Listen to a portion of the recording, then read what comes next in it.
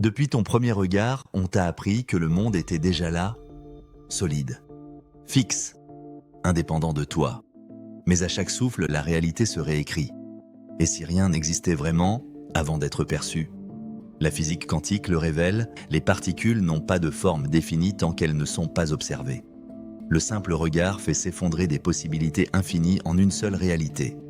Alors, et si l'univers ne se trouvait pas là dehors, mais prenait naissance dans la lumière de ta propre conscience?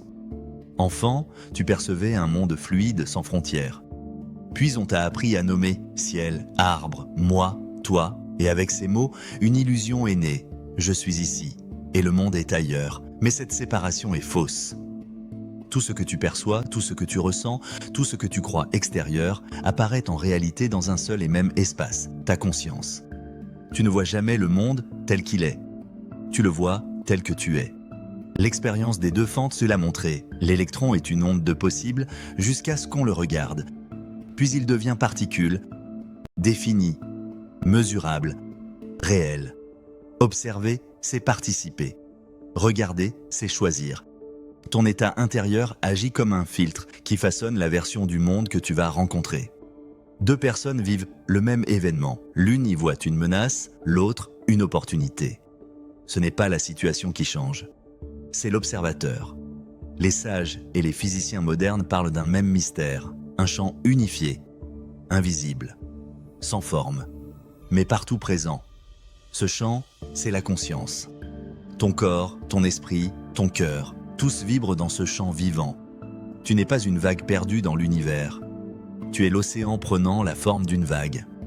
On croyait autrefois que la conscience venait du cerveau. Mais le cerveau ne crée pas la conscience. Il la capte. Comme une radio qui reçoit une musique que tu ne peux pas voir, mais que tu entends quand elle est syntonisée. Quand pensée et émotion s'alignent, le cerveau et le cœur vibrent ensemble. Le signal devient clair. La perception s'approfondit. La réalité devient plus fluide. Ce n'est pas de la magie. C'est de la cohérence. Chaque émotion que tu ressens n'est pas une simple réaction intérieure. C'est une vibration qui s'étend dans le champ autour de toi.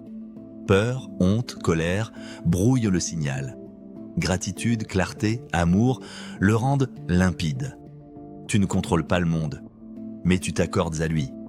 Et lui, en retour, te reflète. Chaque moment offre 1000 versions de la suite, mais une seule prendra forme. Pas à cause du hasard, à cause de ton regard. Observer, c'est sélectionner. Tu ne vis pas le monde. Tu vis ta version du monde. Le temps aussi est un miroir. Il ne coule pas toujours dans une seule direction. Il se plie, se courbe, parfois disparaît. Le passé n'est pas figé. Le futur n'est pas écrit. Ce qui les rend vivants, c'est ton attention dans le présent. Tu n'es pas un personnage figé.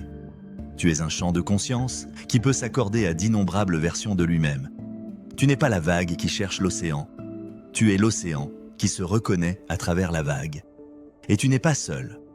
Aucune pensée n'est vraiment privée. Chaque émotion est une onde, partagée. Nous vibrons ensemble dans un champ collectif. Quand la peur se propage, le monde s'assombrit. Mais quand l'amour circule, la cohérence revient. Même la planète réagit à nos états intérieurs. Guérir en toi, c'est réparer en nous. Et un jour, tu comprends que le mystère n'est pas à l'extérieur. Il est dans ce qui regarde, ce qui observe, ce qui ressent, ce qui est là maintenant. Tu es l'observateur et ce qui est observé. La lumière et le miroir. Le monde et la conscience qui le révèlent. Si tu es encore là, écris en commentaire « Je suis l'observateur ».